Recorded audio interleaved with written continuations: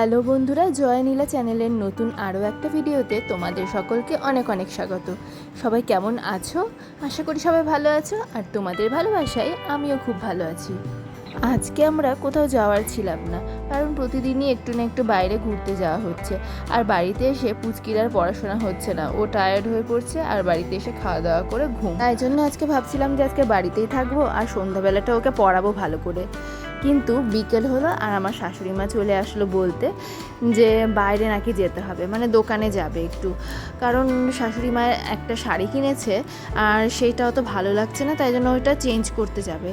আর আরও একটু কেনাকাটা আছে, তো আমাকে বলছিল পিঙ্কি চলো তো একটু। তো তাই জন্য আর কি আর করব, তো রেডি হয়ে চলে গেলাম শাশুড়ি মার সঙ্গে। আর দেখো এখানে আমরা দোকানে এসে গেছি, আর এখানে শাড়ি দেখাচ্ছিল, মানে তাঁতের শাড়ি দেখছিল। তো তাঁতের শাড়ি ওখানে চেঞ্জ করে একটা পছন্দ করে দিলাম, তো সেইটাই পছন্দ হলো আমার শাশুড়ি। তো তারপরে সেইটা নিয়ে চলে আসলাম ভিমার্ট থেকে। তো ভিমার্টেও জিনিসপত্র কেনাকাটা হয়ে গেল, আর সেখান থেকে আমরা চলে গেলাম সেন্ট্রাল মার্কেটে। সেখানে কিছু মুদিখানার জিনিসপত্র কেনাকাটা করার ছিল, তো সেখান থেকে জিনিসপত্র সব কিনে টিনে এবারে আমরা দেখো টোটোতে উঠে গেছি আর টোটো করে বাড়ি ফিরছি। তো সেন্ট্রাল মার্কেট থেকে আমরা দুধ নিয়ে এসেছি, মানে এই যে আমুল গোল্ড দুধটা, লিকুইড দুধটা। মানে আমার বর সকালবেলা দুধ মুড়ি খেতে পছন্দ করে, আর দুধ যেহেতু বাড়িতে নেই, তো ওর খেতে একটু সকালবেলা অসুবিধা হচ্ছে। তো তাই জন্য দুধটা নিয়ে এসেছিলাম, যে সেই দুধটা জাল দিয়ে দিলাম। আর দেখো ফ্রিজ খুলে এখন দেখছি যে কি রান্না করব। আর বিকেলে আমার শ্বশুরমশাইও একটু গ্রামের দিকে গেছিলেন, তো সেখান থেকে নিয়ে চলে এসেছেন কিছু সবজি। তো সেই সবজিগুলোই আমি মানে ঝিঙে আলু একটা তরকারি করব ভাবলাম, আর সোয়াবিন আলুর তরকারি। তো আমি তাড়াতাড়ি ওই জন্য রান্নাটা বসিয়ে দিলাম, কারণ পুচকি আবার মানে দুপুরেই খেয়েছে। তারপরে তো গেছিলাম বাইরে, ঘোরাঘুরি করেছি, একটু হেঁটেছেও, তারপরে অনেকক্ষণই ছিলাম বাইরে। তো এসে নিয়ে খিদে পেয়ে যায়, আর বাইরে তো খেলো শুধু চকলেট, তো এসে নিয়ে খিদে পেয়ে যাবে। ওই জন্য আমি কোনো দিকে না দেখে আমি তাড়াতাড়ি ভাত বসিয়ে দিয়েছিলাম। আর যেহেতু দুপুরের কিছু ছিলও না, তো সবটাই আমাকে রান্না করতে হবে, ডাল ভাত তরকারি। আরও তারপরে তো আবার জিজ্ঞেস করতে আসলাম ওর পাপাকে আর আমার শাশুড়িকে জিজ্ঞাসা করতে আসলাম যে কি করব। তো ঝিঙে আলু পোস্ত রান্না করার ছিলাম, ঝিঙে আলু পোস্ত, ডাল আর ডিম সিদ্ধ কিছু একটা ভাজা টাজা হবে। কিন্তু ওর বাবা বললো যে ঝিঙে আলু, মানে ঝিঙেটা ও একদমই পছন্দ করে না, ওর বাবা মানে পুচকির বাবা ও পছন্দই করে না একদম। তো ও বললো যে ও নাকি সোয়াবিন আলু খাবে, তো দুটো তরকারি ওই জন্য বানাতে হবে আমাকে, তাড়াতাড়ি করতে হবে। তো ভাতটা তো একদিকে বসিয়ে দিয়েছি হাঁড়ি, আর এখানে আমি কড়াইয়ে করে নিচ্ছি। ঝিঙে আলুটা তো কেটে নিয়েছিলাম, এসে নিয়ে মানে আমি বসে গেছি সবজি কাটতে, কারণ মেয়ের খিদে পেয়ে যাবে, অনেক হাঁটাহাঁটি করেছে, খিদে পেয়ে যাবে আর ও অস্থির হয়ে যাবে। কিন্তু আমি সঙ্গে সঙ্গে এসে নিয়ে সবজি টবজি কেটে ধুয়ে বসিয়ে দিয়েছিলাম। কিন্তু তার আগেও খিদে পেয়ে গেছে, আর বারবার করে আসছিল শুধু আমার মেয়ে যে মা কখন খাবো। কিন্তু আমি আর কি করব, কিছুই তো নেই। তো তাড়াতাড়ি করে রান্না করে নিচ্ছিলাম, আর এদিকে ক্যামেরাটাও অন করে রেখেছি। আবার তারপরে আমাদের আবার রান্নার আবার অনেক ঝামেলাও আছে, মানে এক একজন এক এক রকম খায়, তো ওই জন্য আইটেম তো বেশি হয়ই। আর তারপরে আবার লঙ্কা দেওয়া, মানে বাচ্চাগুলো ঝাল ছাড়া খাবে। তো আজকে আমি বেশি কিছু ঝামেলা করিনি, মানে অল্প একদম লঙ্কা দিয়েছিলাম, মানে লঙ্কাগুলো ভেজে তুলে নিয়ে তারপরে আমি তরকারিটা ছেড়েছি, ফোড়ন দিয়ে 5 ফোড়ন দিয়ে তারপরে তরকারিটা ছেড়েছি। আগে লঙ্কাটা ভেজে তুলে নিয়েছি, আর তারপরে লঙ্কাটা দিয়ে দিয়েছি, ওভাবেই সবাই খাবে হালকা হালকা ঝাল। তো যখন খাওয়াচ্ছিলাম আমার মেয়ের কোনো অসুবিধা হয়নি, ওই হালকা ঝাল দিয়ে খেয়ে নিয়েছিল। তো এই দেখো ওদিকে তো আমি ঝিঙে আলুটা তো বসিয়েই দিয়েছি, আর এখানে আমি বের করে নিয়েছি সয়াবিনের প্যাকেটটা, সাফোলা সয়া চাংসটা, এইটা দিয়ে আমি রান্না করব। মানে এই সয়াবিনটা ইউজ করি, সয়াবিনটা খুব ভালো খেতে।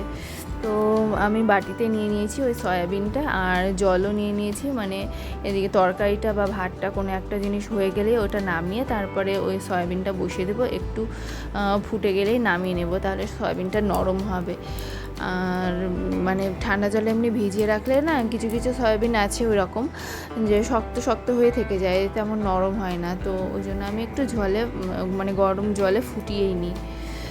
তো এদিকে আমি ভাতটা বারবার করে দেখছিলাম যে তাড়াতাড়ি হচ্ছে কি না, কিন্তু মানে অনেকজন লোক তো আমাদের বাড়িতে হলো 6জন বড় লোক আর 2জন বাচ্চা, মানে টোটাল 8জন। তো বেশি করে তো বেশি পরিমাণ তো হবেই, যে কোনো রান্নার যেটাই করতে যাই না কেন অনেকগুলো করে কাটতে হয়। সবজিও কাটতে বসে তো কাটতেই থাকি, আর রান্নাও তাড়াতাড়ি হয় না। আর ওখানে কি করছিলাম, যখন কুশমন্ডিতে ছিলাম ওখানে হলো অল্প রান্না করছি আর তাড়াতাড়ি হয়েও যাচ্ছে। আর এখানে পরিমাণটা যেহেতু বেশি হয়ে যাচ্ছে তো ভাতটাও তাড়াতাড়ি হচ্ছে না। বারবার করে ভাতটা দেখছি যে ভাতটা হলো কি না। আর পুচকি বারবার করে আসছে শুধু মা খিদে পেয়েছে। আর আমিও ততই ফুল স্পিডে রান্না করছি, কিন্তু রান্না যেন এগোচ্ছেই না, তাড়াতাড়ি হচ্ছেই না। আর বাচ্চার খিদে পেলে মা তো ছটপট করবেই। তো খুব তাড়াতাড়ি রান্না করছিলাম, মানে এখন এত তাড়াতাড়ি রান্না করতে পারি নিজেকে দেখেই অবাক লাগে যে এত আমি পারছি। দেখো সন্ধ্যাবেলা ঘুরতে গেলাম, ঘুরে টুরে এসে নিয়ে আবার বাড়ির সবার জন্য রান্না করছি।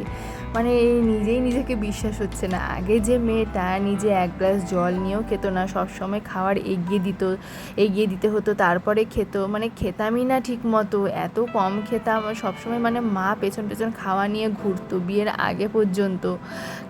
খাড়ে কত আদর করে খাইয়ে দিত মা।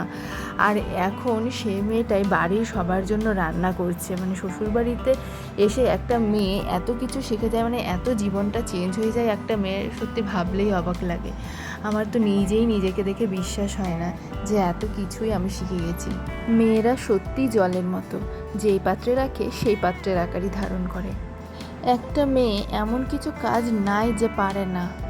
আমি নিজের কথাই বলছি, মানে বিয়ের আগে একটা রান্নাও করতে পারতাম না, রান্না বান্না সেরকম করিনি বাপের বাড়িতে, মানে শিখিনি। আর শ্বশুরবাড়িতে এসে এত কিছু শিখে গেলাম। আরও মানে অনেক মেয়েকেই দেখছি এখন যে বিয়ের আগে অনেক কিছুই মানে কিছুই করতে পারছে না বিয়ের আগে। বাপের বাড়িতে দেখছি যে কিছুই করে না, আর শ্বশুরবাড়িতে এসে সেই মেয়েটাই 2 দিন পরে দেখছি যে বিরিয়ানি, মাংস, মানে চিকেন কষা, মাটন কষা, কত কি মানে ভ্যারাইটিস আইটেম রান্না করতে শিখে যাচ্ছে। আমিও সত্যি বলতে কিছুই পারতাম না, কিন্তু বিয়ের পরে এসে নিয়ে এখানে প্রথম তো আমার শাশুড়ি মা কিছুই করতে দিত না। মানে আমার তো সেকেন্ড ইয়ারে পড়তে বিয়ে হয়েছে, তো সামনে পরীক্ষা ছিল, তাই জন্য আমি ঘরের মধ্যেই বসে পড়াশোনা করতাম। আর তারপরে তো বাপের বাড়িতেই থাকলাম 2-3 মাস, ওখানেই টিউশন পড়তাম, ওখানে থেকে পড়াশোনা করে তারপরে পরীক্ষা দিয়েছিলাম। 3rd ইয়ারের পরীক্ষাটা, সেকেন্ড ইয়ারে পড়তে না, 3rd ইয়ারে পড়তে বিয়ে হয়েছে। মানে 3rd ইয়ারের ফাইনাল পরীক্ষা দেওয়ার আগে। তো বিয়ের পরে আমি ফাইনাল পরীক্ষা দিয়েছি, কিন্তু বাপের বাড়িতে থেকেই দিয়েছি। তারপরে তো শ্বশুরবাড়িতে পরীক্ষা হয়ে গেল, তারপরে আস্তে আস্তে কাজকর্ম শুরু হলো। তো যাই হোক, বকাঝকা করে আমার শাশুড়ি অনেক সময় ভালোবেসে, অনেক সময় বকাঝকা করে সব শিখিয়েছে আমাকে। আর এখন আমি এখন এতটাই শিখে গেছি যে মনে হয় কোনো কাজের লোকই আমার লাগবে না, আমি একাই 100, মানে সব পারবো আমি সব। আর সত্যি দেখো না, আমি যে কুশমন্ডিতে থাকি ওখানে তো একা হাতে সব কিছু করতে হয়, মানে সমস্ত কিছু A to Z, আবার বাচ্চা সামলানো এদিকে, তো এত কিছু পারছি। আর সামান্য ঘুরে এসে রান্না করতে পারবো না, তো দেখছি যে সবই পারছি আস্তে আস্তে। যেগুলো করতে আগে খুব কষ্ট হতো, কিন্তু এখন সবই খুবই নর্মাল, খুব ইজি মনে হয়। তো যাই হোক, বেশি হয়তো ভুলে ফেললাম। আর কথা বলতে আমার ভাতও হয়ে গেল। আর এইদিকে আর একটা গ্যাসে, মানে যেই গ্যাসটা ফাঁকা হলো সেখানে আমি ডাল বসিয়ে দিলাম। মটর ডাল আজকে বসালাম, দেখলাম যে মুসুর ডাল নেই, তো মটর ডালটাই বসিয়ে দিলাম।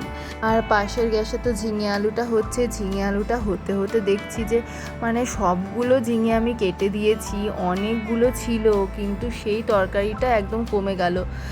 ঝিঙেটা দেখো না যে গলে যায়, তো ঝিঙেটা একদম গলে অল্প হয়ে গেছে। ঝিঙে আলুটা দেখে মানে চিন্তাই হচ্ছে যে সবার এতজন লোকের হবে কি না, যদি হয় তাহলে তো আরেক সমস্যা। তো আমি সয়াবিন আলুটা একটু বেশি করেই করব, যেন সবার ঠিকঠাক হয়। এই দেখো, আমার ঝিঙে আলুটা রান্না করা হয়ে গেছে, আর আমি কড়াই থেকে এখন নামিয়ে নিলাম, আর কড়াইটা বেসিনে রেখে দিলাম। এবার কড়াইটা ধুয়ে নিয়ে তারপরে আমি সয়াবিন আলুটা করব। এই দেখো ঝিঙে আলুটা। তো ঝিঙে আলুটা করে নিয়ে আমি সয়াবিন আলুটা খুব তাড়াতাড়ি করেছিলাম। আর তারপরে পুচকি তো একদম অস্থির হয়ে গেছে খিদের চোটে। আর তারপরে ওর জন্য নিয়ে নিয়েছি ভাত, আর যেটা দুপুরে একটুখানি ডাল ছিল সেই ডালটাই নিয়ে নিয়েছি, কারণ প্রেশার কুকার খুলছিল না। তো সেই ডালটাই, ডাল ভাত আর তরকারি দুটো নিয়ে চলে এসেছি ওকে খাওয়াতে। তো এখন ওকে খাওয়াবো। আর আমাদের এই ভিডিওটা আমি এখানেই শেষ করছি। তো ভিডিওটা যদি তোমাদের ভালো লেগে থাকে তাহলে অবশ্যই লাইক করো আর আমার চ্যানেলটাকে সাবস্ক্রাইব করে দিও। তো এইভাবেই আমার সাথে থেকো, আমার পাশে থেকো, আর দেখা হচ্ছে আবার নেক্সট কোনো ভিডিওতে। ততক্ষণের জন্য টাটা বাই, সবাই সুস্থ থেকো, ভালো থেকো।